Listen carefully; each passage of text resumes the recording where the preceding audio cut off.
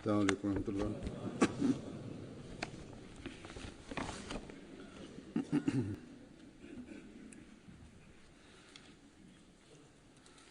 أشهد أن لا إله إلا الله وحده لا شريك له وأشهد أن محمدا عبده ورسوله أما بعد فأعوذ بالله من الشيطان الرجيم بسم الله الرحمن الرحيم الحمد لله رب العالمين الرحمن الرحيم مالك يوم الدين إياك نعبد وإياك نستعين اهدنا الصراط المستقيم صراط الذين أنعمت عليهم غير المغضوب عليهم ولا الضالين.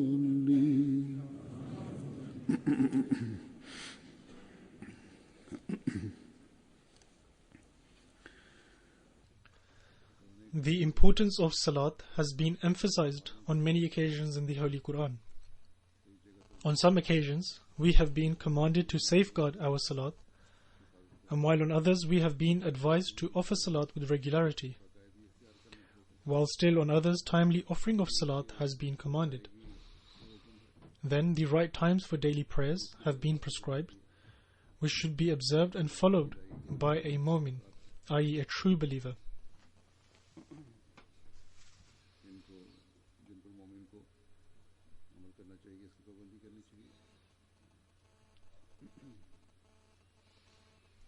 In short, God Almighty has repeatedly asked a true believer to offer Salat and has emphasized the importance of Salat.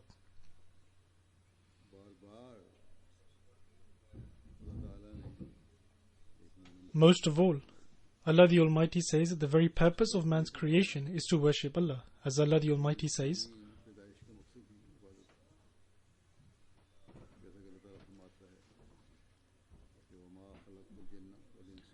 that I have not created man and jinn except for my worship.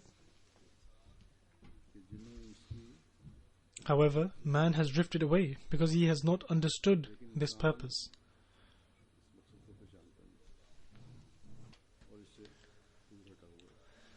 In one of his writings, the promised Messiah ﷺ says, the main purpose for which God Almighty has created you for is to worship Him.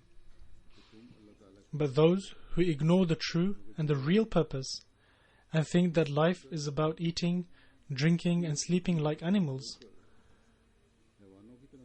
they deprive themselves of Allah the Almighty's favor and protection. And God Almighty no longer takes on their responsibility.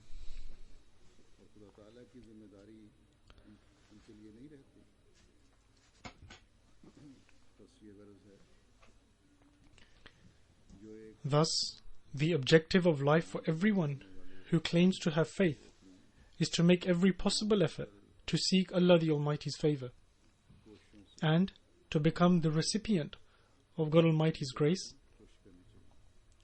and to attain His grace and blessings.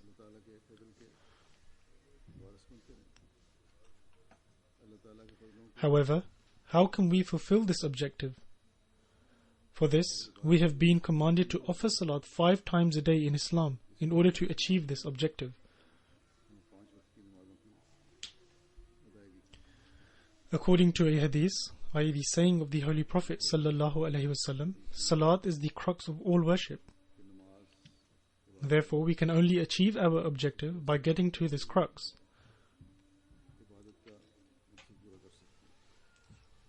We are very fortunate to have recognized the Imam of the time, who has given us guidance about the most appropriate way for worship, and he has also explained the wisdom of why certain acts of worship have been made compulsory upon us.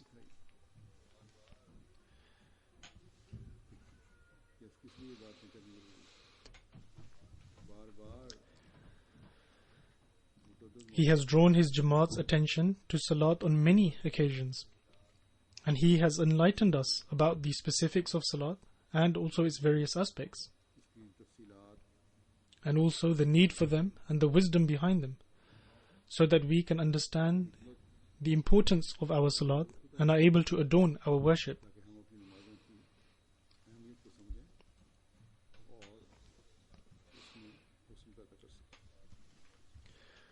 I will present some of the extracts from the writings of the promised Messiah alayhi salatu wassalam.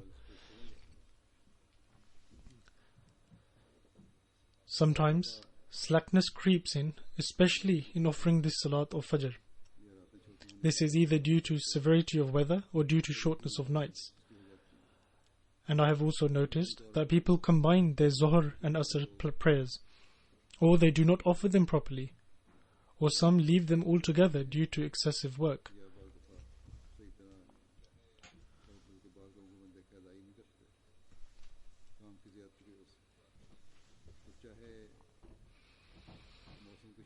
Therefore, whether it is due to the severity of weather, lack of sleep, or excessive work, people either ignore their Salat, or some even say they combine 3 Salats together.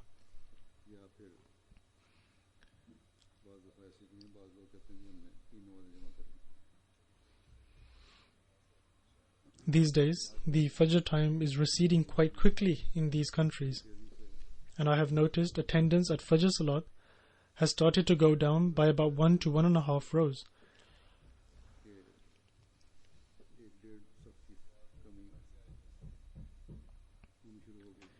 Occasionally, the number increases as some people come from other areas, but people who live locally should pay attention towards this. Those who live close to the mosque, or those who have their own mosques or Salat centers, should regularly go for Salat, and especially for the Salat of Fajr.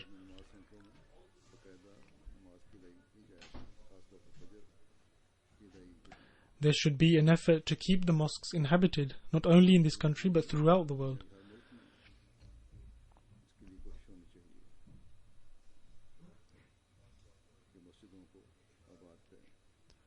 The attendance at Salat can improve, especially if the office bearers, Jamaat workers and missionaries make an extra effort for it.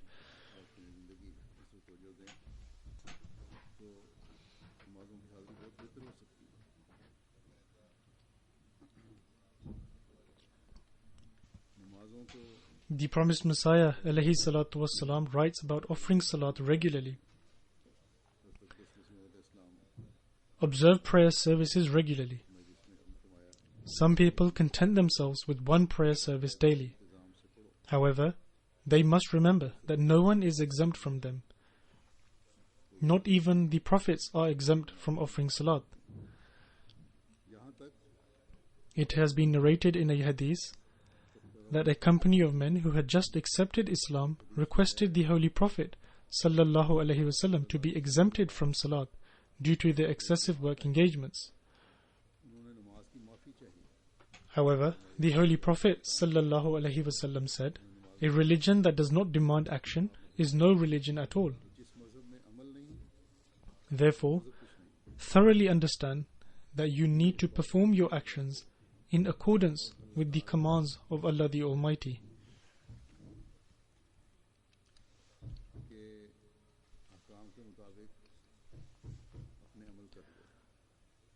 One of the commands of God the Almighty is that the heavens and the earth can only be sustained through His doing.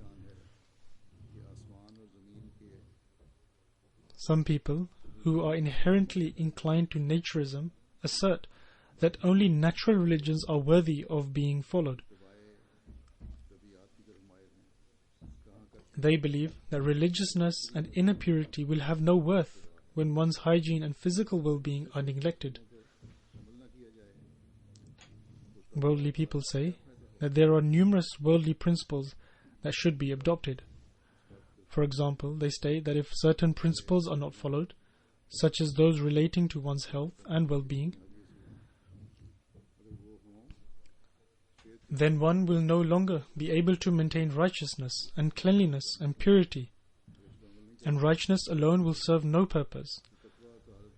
The promised Messiah ﷺ says, it should be clearly understood that one of the injunctions of Allah the Almighty is that often medicines and the physical means to one's good well-being and health give no benefit. At this point, neither any doctor nor any medicine prove to be of any use. However, if God's doing is present, then even the worst situation can be rectified. Thus, God Almighty's grace is the real and actual factor. It is a misconception for everyone to believe that good health means that all is well, or that by performing certain actions one can maintain good health, or that such and such medicine will cure one of illness or ailments. All of these things only give effect through the command of Allah the Almighty. And so we need to worship, submit, and prostrate to Him and develop a connection with Allah the Almighty, through whose command these things come into effect.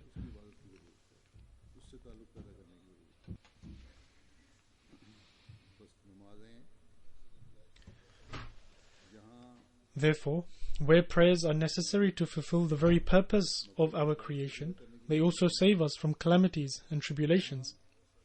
This is because when one submits to God and forms a relationship with Him, God makes possible things which seem impossible.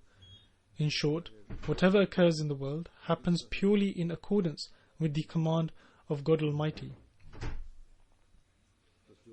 Therefore, we should strive to our utmost to accumulate the blessings and grace of God the Almighty. The promised Messiah ﷺ says, the actual fact of the matter is that God does whatever He wills. He populates what is desolate and makes desolate what is populated. Where in the city of Babylon man had great plans to populate was made desolate by the will of God Almighty. And it became a completely deserted place where only owls remained. And those places which man intended to abandon was made to be the focal point for mankind, that is, the Kaaba in Mecca. Therefore, remember that to abandon God and then rely on prayer and efforts will lead one to ruin. You should bring about such a transformation in your lives that you come to realize that you have adopted a completely new life. Seek forgiveness of your sins profusely. Those who are so engrossed in their worldly affairs that they barely have a chance to act on this are the ones who should be the most fearful. Those who think that they have too many worldly engagements to be able to worship and pray should be most afraid.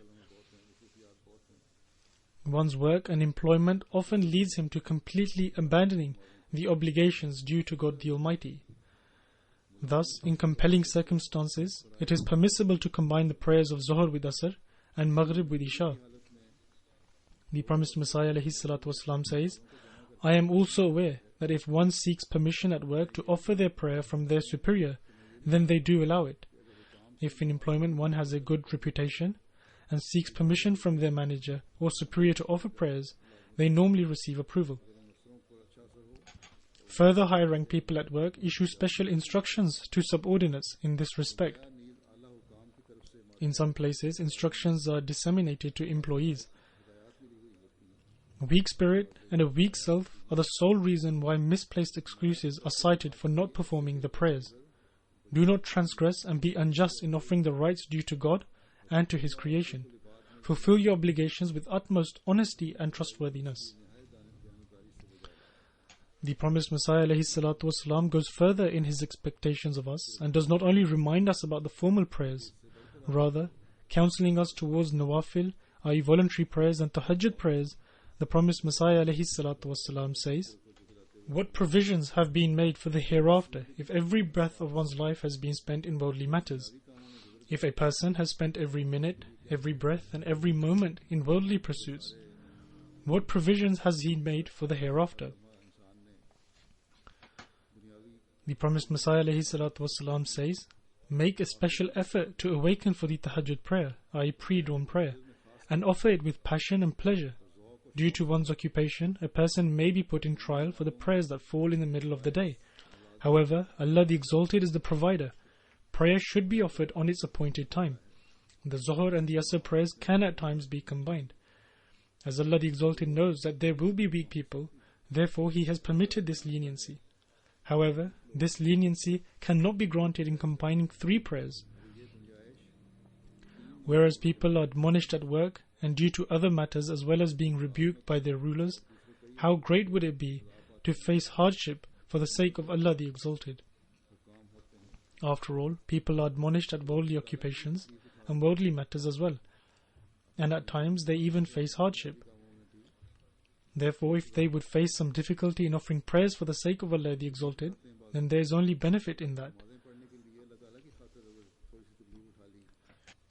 Therefore, as shorter nights are now approaching, a believer should always remember that the shorter nights should not hinder a person from offering the prayers on time, or to offer them at all.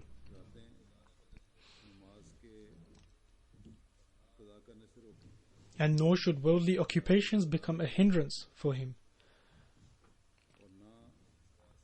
Therefore, we always need to assess ourselves in this regard.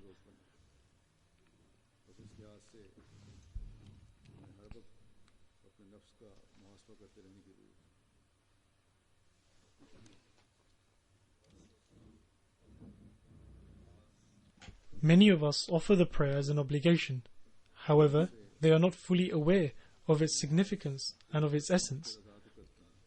Elaborating on this, the promised Messiah ﷺ said on one occasion that what is prayer? Prayer is a special supplication. However, people consider it to be the tax of kings. They offer it out of compulsion, as if it is a tax. The ignorant do not know what need Allah the Exalted has of these matters, what need His self-sufficiency has of a person engaging in supplication and glorification and praise. Rather, this benefits a person as he achieves his goal by doing so. The promised Messiah ﷺ says, it greatly sorrows me to see that nowadays there is no love for worship or for righteousness and honesty. And one of its reasons is a general poisoning effect of culture. Due to this, the love for Allah the Exalted is fading, and the pleasure which should be achieved during prayer is not being achieved. There is not a single thing in the world in which Allah the Exalted has not placed a certain pleasure and delight. In similitude to an ailing person not being able to enjoy something of the highest quality and taste, and considers it to be bitter or bland. At times a bad taste is generated in the mouth due to the illness. Similarly, those who do not find delight and pleasure in the worship of God should be worried about their ailment, because as I have mentioned earlier, there is not a single thing in the world in which Allah the Exalted has not placed the slightest pleasure. Allah the Exalted has created man for worship. Then what is the reason for there not to be any pleasure and delight for Him in worship? On one hand, Allah the Exalted says that I have created man merely for worship, yet He has not placed any pleasure in it. However, the promised Messiah ﷺ says, pleasure and delight are indeed present. However, someone should also be present in order to derive that pleasure from it, i.e., someone should be there to acquire that pleasure. Allah the Exalted says that I have not created the jinn and the men but they may worship me. Now, as man has been created for worship, it is necessary for worship to contain a great amount of pleasure and delight. We can understand this very well from our daily observations and experiences. Allah the Exalted has placed pleasure and delight in everything, and we can understand them through our daily affairs and as they come to be observed. The promised Messiah ﷺ says, for example, grain and everything to eat and drink, has in fact been created for the purpose of man. Therefore, does he then not acquire pleasure and delight through them? It is delighting when delicious food is cooked. Does he not possess a tongue in his mouth for its flavor, taste and perception? Is he not delighted by seeing beautiful things, whether they are vegetation, minerals, animals or people? A person enjoys food and enjoys beauty through the means of his eyes by looking at it.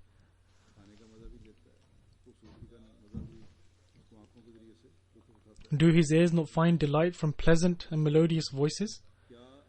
Allah the Exalted has given us ears, and when melodious voices reach the ear, it pleases the heart. Hence, what more could be needed to prove that there is delight in the worship of Allah the Almighty? All of these things which Allah the Exalted has created contain an element of pleasure, and one is delighted by them. However, how can it be possible for worship to not contain any element of pleasure? All of these things are proof that Allah the Exalted has most certainly placed pleasure in worship also. The promised Messiah ﷺ says, Allah the Exalted says that we created women and men as a pair, and have granted man an inclination towards her. There is no compulsion in this, rather, it manifests a pleasure in itself. If reproduction was the only objective, the purpose could not be achieved. The promised Messiah says, Allah the Exalted's foremost objective was to create humans, and for this purpose, He created a relation between women and men. Along with this, He placed a pleasure therein, which has become the primary objective of the majority of the ignorant people. Some worldly people consider this to be their only objective. The promised Messiah ﷺ says, similarly, understand this well, that there is no burden or tax in worship. It also contains a pleasure and delight, and this pleasure and delight is greater than all worldly pleasures and all pleasures of one's being. The promised Messiah ﷺ states, in similitude to an ailing person being deprived of the pleasure of food of the highest quality and taste, is indeed that unfortunate person who does not find pleasure by worshipping Allah the Almighty.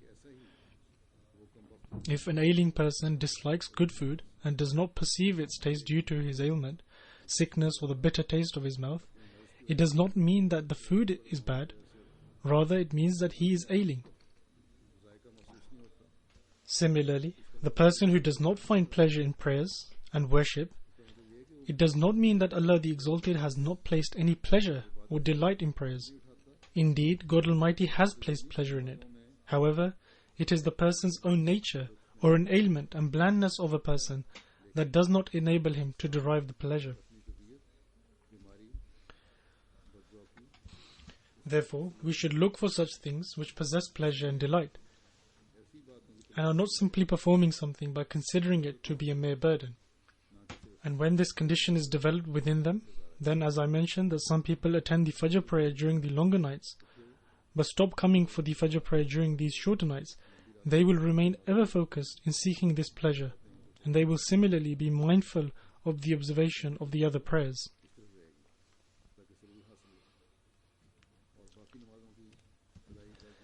To expand further on the concept of pleasure and delight of Salat, the promised Messiah ﷺ says, indeed, I see that people are ignorant of Salat because they do not appreciate the true pleasure and satisfaction that comes with namaz.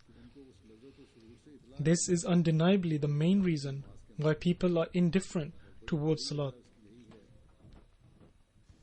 Then in towns and cities, this apathy towards Salat is much worse. Even 50% of people do not bow down to their God with total dedication and true love.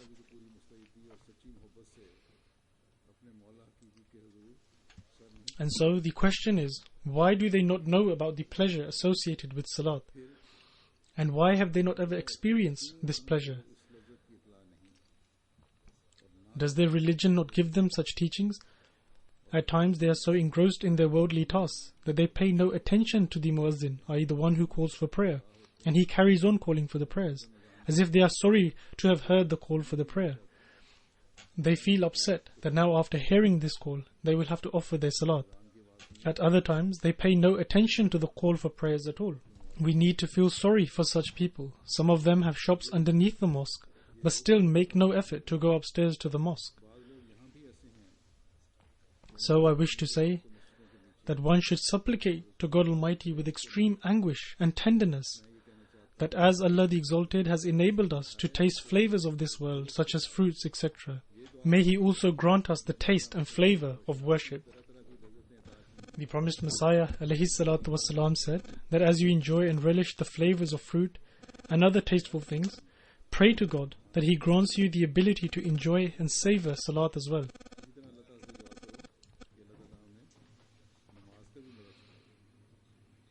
If someone sees something very beautiful, one remembers it for a very long time. Similarly, one can vividly recall if one sees a very ugly and horrible scene. Therefore, we have the ability to recall anything that is either very beautiful or very ugly. However, we don't remember things that have no impact on us. In the same way, the one who does not enjoy his salat, for his salat is mere labor. For someone like this, salat feels like a chore that one has to carry out by getting up early in the morning from a beautiful sleep, giving up one's comforts, and performing ablution for no good reason. The fact of the matter is that such a person is not fully aware. He has not comprehended the true pleasure and tranquility that comes with salat. So how can such an unaware person feel motivated by observing salat? Promised Messiah ﷺ says, I can see that when a drinker does not get the pleasure and joy of drinking, he carries on drinking till he can experience the joy of alcohol and is intoxicated. There is a lesson in this for a wise and knowledgeable person, i.e. a sensible person can learn from this example. That is, that one needs to persevere with salat until one attains the capacity to fully enjoy and cherish salat. And this should be done even if one does not enjoy salat. One must try one's best and pray to God and persist till one attains the joy of salat. And just like a drinker seeks to gain the pleasure of drinking, in the same way, focus all your efforts and energies to attain the joy of salat.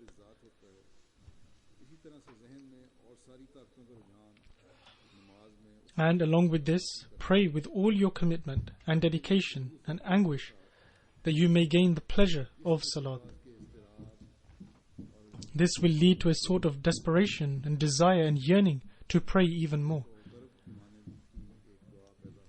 The promised Messiah ﷺ states, I strongly reassure you that if you do this, you will definitely attain the joy and the bliss of salat. When saying salat, keep in mind all the benefits that can be gained from it and focus on the blessings of Allah the Almighty. Remember that surely good works drive away evil works. Therefore, one should always supplicate, keeping all those blessings and delights in one's mind, that one may be granted the true essence of salat, the essence that has been granted to the true believers who are accepted in the sight of God as truthful and good. This is the ultimate prayer. The promised Messiah ﷺ says that God says that surely good works drive away evil works. And then it is also stated that salat safeguards one against indecent and immoral activities. However, we see that people who are regular in salat still engage in immoral activities. We often see that people who are offering salat are still engaged in such activities. The reason for this is that though such people offer their salat, they lack the true dedication, devotion and deep commitment of the soul that is the prerequisite of the true salat. They offer their salat as a mere ritual or a habit. Their salat is like empty movements and their soul is dead. Their salat is not considered as good works in the sight of God. In this verse, the word mentioned is good work and not salat. But here the meaning of the words salat and good work are interchangeable. This verse explains the beauty and joy of salat. That salat can melt away one's evil inclinations due to the truth that it contains within it. Salat is not the name of some mere bodily movements. In fact, its essence and soul is the supplication that gives one immense pleasure and joy.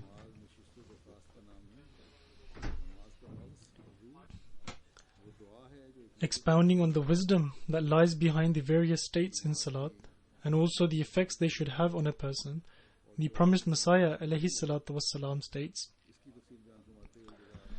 bear in mind that it is essential that one's physical and emotional state should also reflect one's speech. In other words, one should develop a state which one ought to have in salat, and to realize that he or she is standing before God Almighty and speaking to Him.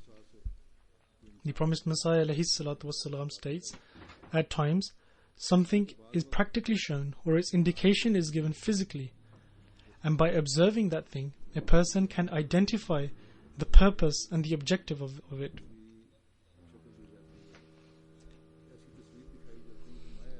Similarly, salat is a practical illustration of what God Almighty wants. Salat and the various states within salat are a practical indication of what Allah the Almighty wants from His creation.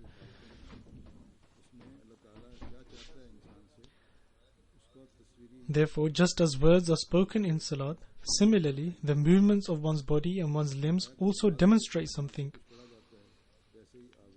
Our movements in salat should be a physical reflection of what we are verbally saying in salat. The promised Messiah alayhi salatu wasalam says, when one stands in salat and praises and glorifies God Almighty, it is known as qiyam, i.e. the standing posture. Now, everyone knows that the appropriate action for praising and glorifying God Almighty is while standing. One stands in salat while praising and glorifying God Almighty. When the eulogies are recited before the kings, they are done while standing. Therefore, in salat, while there is the physical qiyam, i.e. the standing posture, corresponding to that physical action is the verbal praise and glorification, thus meaning that one should also spiritually be stood before God Almighty. When one is stood reciting Surah Al-Fatiha and praising God Almighty, there one should also spiritually be standing, and it should have an impact on the heart. Praise is only expressed when one is firm about a particular point. A person who testifies in the truthfulness of someone and affords him praise only does so because he is firm on his viewpoint. One cannot falsely praise someone. When a person praises someone who is truthful, it is only because he truly testifies in his truthfulness. Thus, a person who recites Alhamdulillah, i.e. all praise belongs to Allah, he can only truly say Alhamdulillah when he has complete certainty that all manner of acclaim belongs to Allah the Almighty alone. In other words, all praise belongs to God Almighty.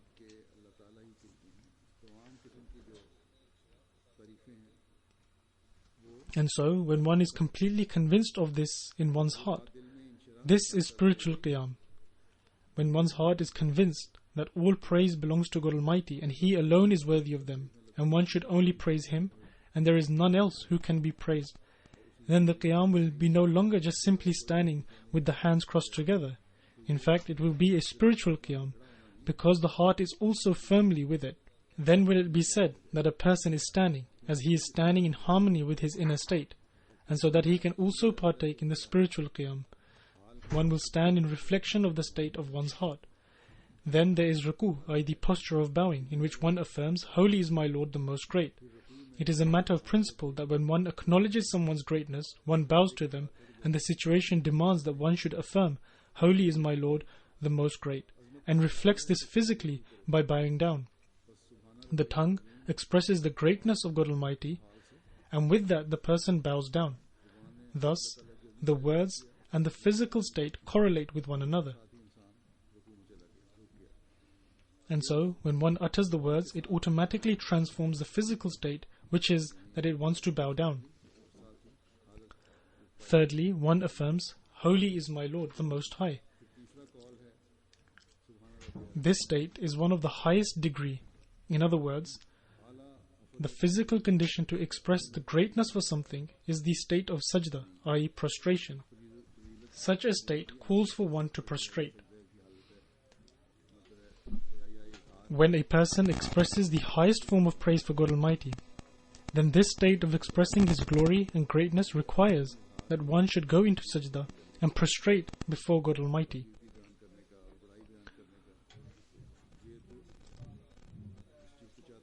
That is why the physical condition in reflection of this affirmation is that one should immediately fall into sajda.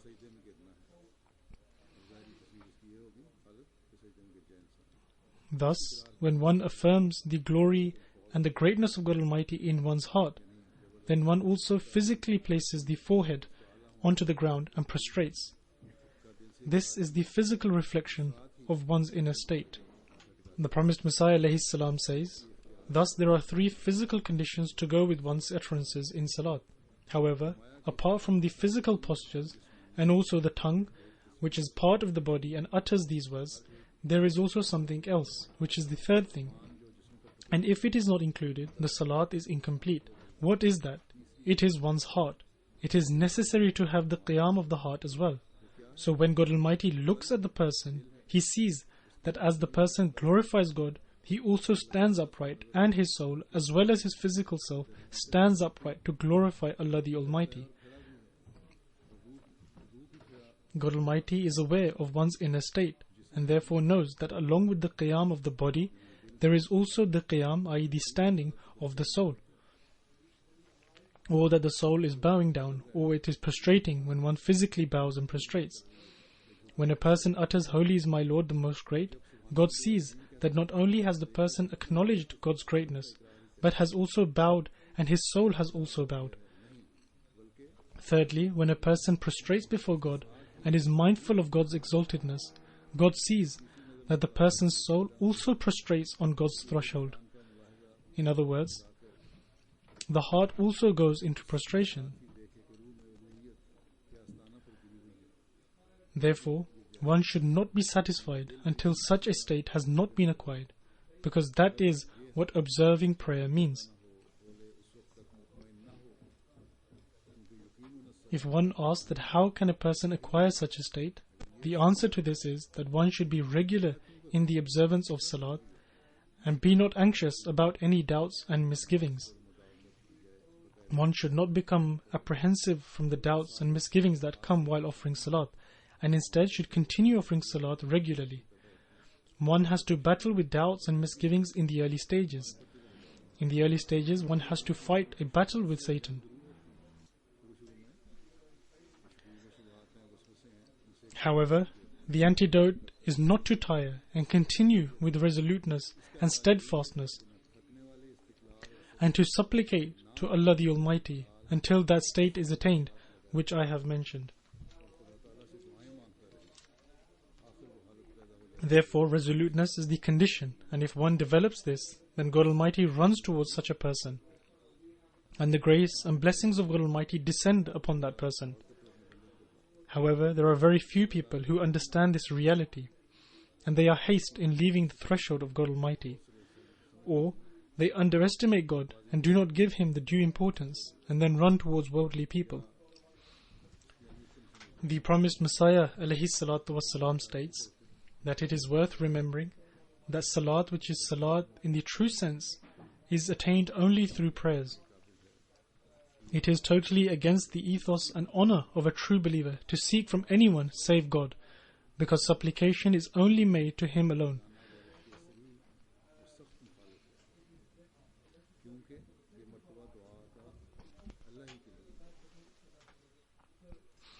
Although people have general interaction with one another and usually ask one another for something, however, seeking from others other than God Almighty and placing hope in them for something which in fact can only be done by God Almighty is completely wrong. The promised Messiah ﷺ states, unless one asks God in complete humility and only asks Him, he is not worthy of being called a true Muslim or a true Mu'min, i.e. a true believer. The reality of Islam is that all of one's inner and external faculties submit to God Almighty.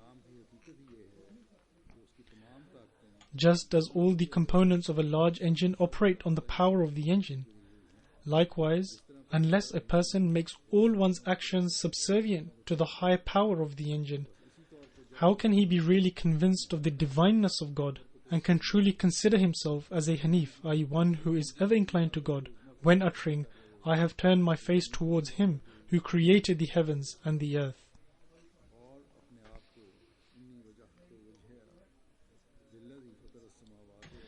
If he is inclined to God just as he utters, then no doubt he is a true Muslim. he is a true Mu'min and a Hanif. If he turns towards God just as he says he does, then such a person is a Muslim, a Mu'min, a Hanif, and also believes in one God. However, he who turns to others besides God and also seeks from God Almighty, in other words, on one hand he bows before God Almighty, and on the other hand he bows before others and associates others with God Almighty, he should remember that he is most unfortunate and at a loss, and a time will eventually come when he will not be able to turn to God in a pretentious manner. In other words, God Almighty moves away from such a person and he can no longer turn to him, even if he did so superficially. The promised Messiah ﷺ states that one of the reasons why people give up Salat and become weary is also because when a person turns to someone besides God, then one's heart and soul is also drawn to that source, just as branches of a tree are trained to grow in a certain direction. And so, the heart develops severity towards God Almighty, and it becomes like a stone. If the branches of a tree are tied in one particular direction, they will continue to grow in that direction. Therefore, if a person turns towards people, he will continue doing so, and his heart will also become hardened by God Almighty. Promised Messiah ﷺ states that just as the branches grow in one direction, similarly the heart and soul grow distant from God day by day. Thus, this is a dangerous and frightening matter, that man should leave God and seek from another. This is why observance and regularity in Salat is very important, so that it is established right from the beginning as an enduring habit, and one is mindful of turning to God Almighty. And then gradually the stage also comes when one is completely devoted to God and is the recipient of the divine light and a delight. Initially one has to make an effort for Salat, but when one turns to God with sincerity, it then gradually becomes a habit and one becomes a recipient of Allah the Almighty's grace. The promised Messiah says, I once again emphasize on the point that it is unfortunate that I do not have the words to describe the ills of those who turn to others beside Allah the Almighty. They beseech other people, and this impassions God's sense of honor, because this is offering salat to others. Therefore, God Almighty moves away from them and casts them away. I will explain it in broad terms, and though it is not exactly like this, but I will give a worldly example by way of explaining this. And that is, that an honorable man cannot accept to see his wife have a relationship with another man.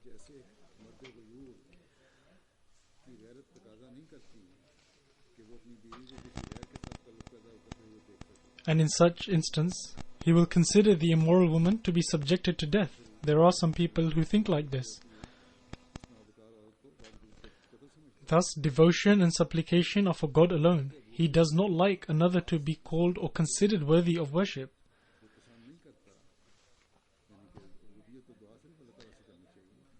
Therefore, it should be remembered very well that to turn to others besides God Almighty is cutting off ties with God, regardless of how much one prays and affirms the unity of God Almighty.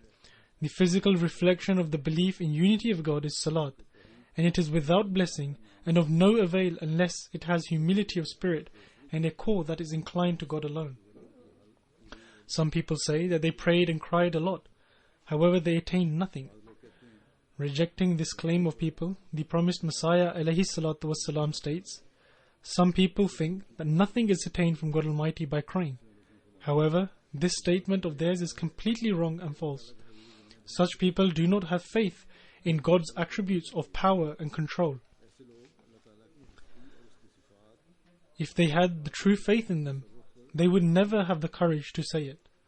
Whenever man comes towards God Almighty and truly repents and turns to Him, God Almighty always blesses him. How true has someone said,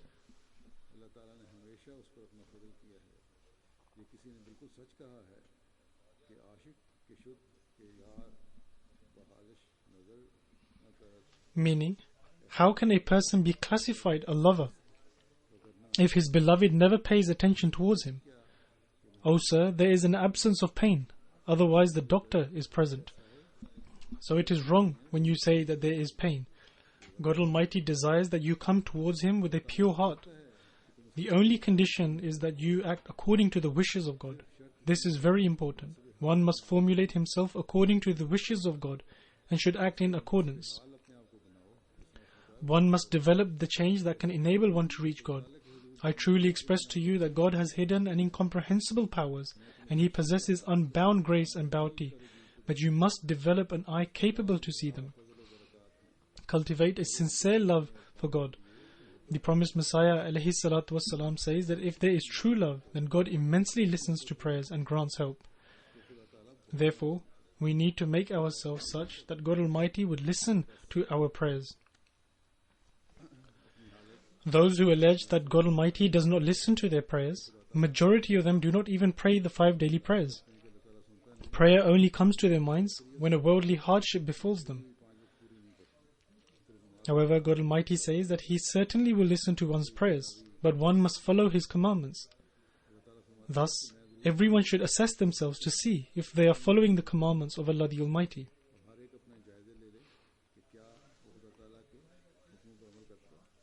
If anyone has a complaint against Allah the Almighty, then they should first answer for themselves as to whether or not they follow His commandments.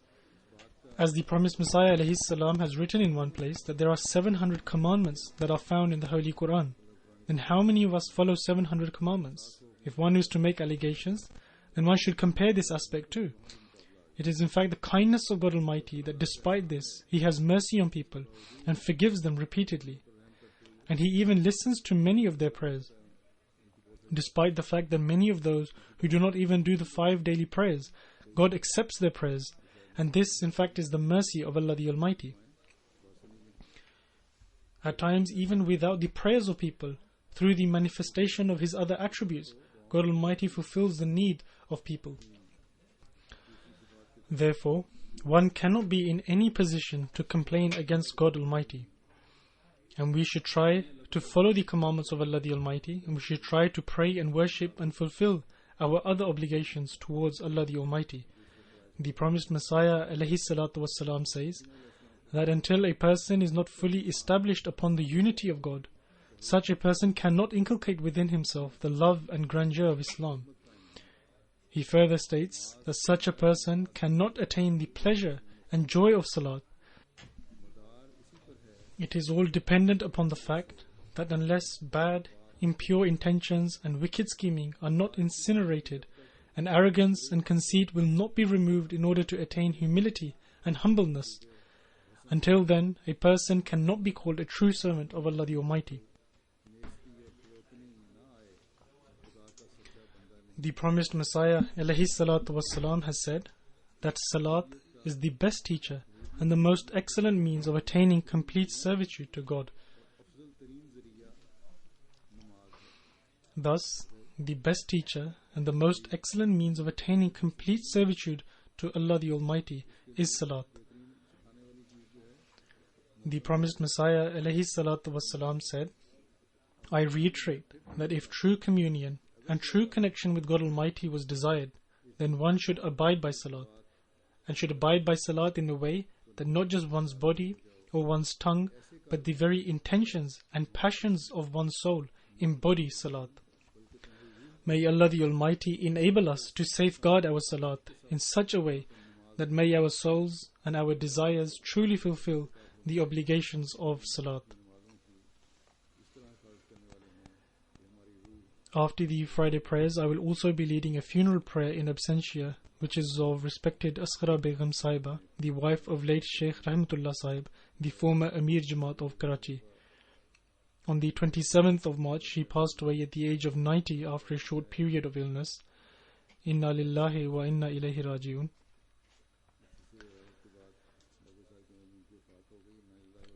Her nikah to Sheikh Rahmatullah Sahib took place in 1943, and she accepted Ahmadiyyat in Lahore in 1944 at the hand of Hazrat Muslim Maud radiyallahu ta'ala anhu. She accepted Ahmadiyyat before her husband. She fulfilled her pledge to Khilafat with complete honesty all her life, and always advised her children to remain connected to Khilafat. She had a great reverence for Khilafat, and since its inception, watching MTA was her favorite pastime. She was a Musia, a most steadfast person with a keen sense of gratitude. She was prayerful, observed Tahajjud, and was regular in observing Salat and fasting and the recitation of the Holy Quran.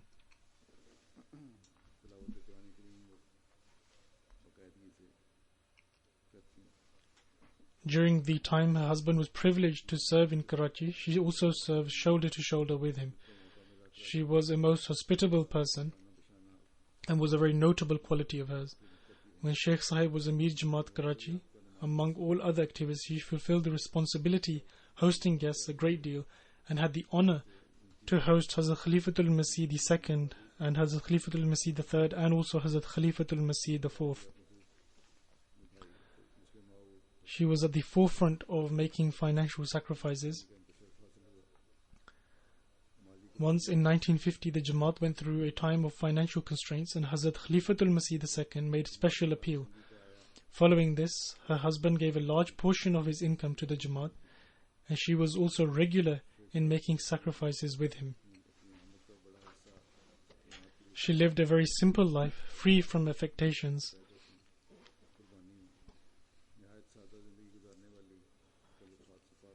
Her son writes that she always advised her children to write letters to Hazrat Khalifatul Masih requesting prayers.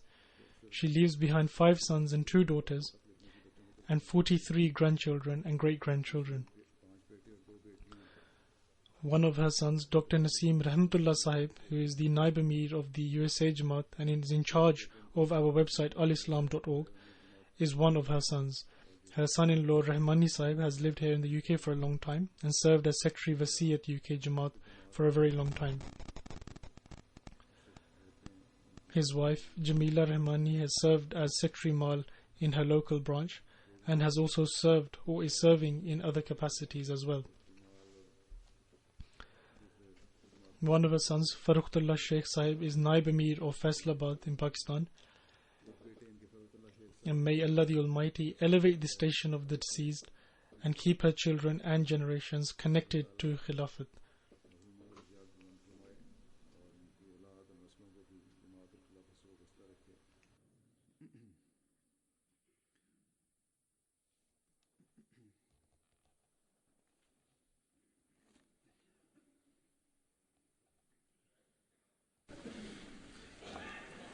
Alhamdulillah, nahmaduhu wa nasta'inuhu wa nastaghfiruhu wa nu'minu bihi wa natawakkalu alayhi wa na'udhu billahi min shururi anfusina wa min sayyiati a'malina. من يهده الله فلا مضل له ومن يضلل فلا هادي له ونشهد أن لا إله إلا الله ونشهد أن محمدا عبده ورسوله. عباد الله رحمكم الله، إن الله يأمر بالعدل والإحسان وإيتاء ذي القربى وينهى عن الفحشاء والمنكر والبغي يعظكم لعلكم تذكرون. اذكروا الله يذكركم وادعوه يستجب لكم ولذكر الله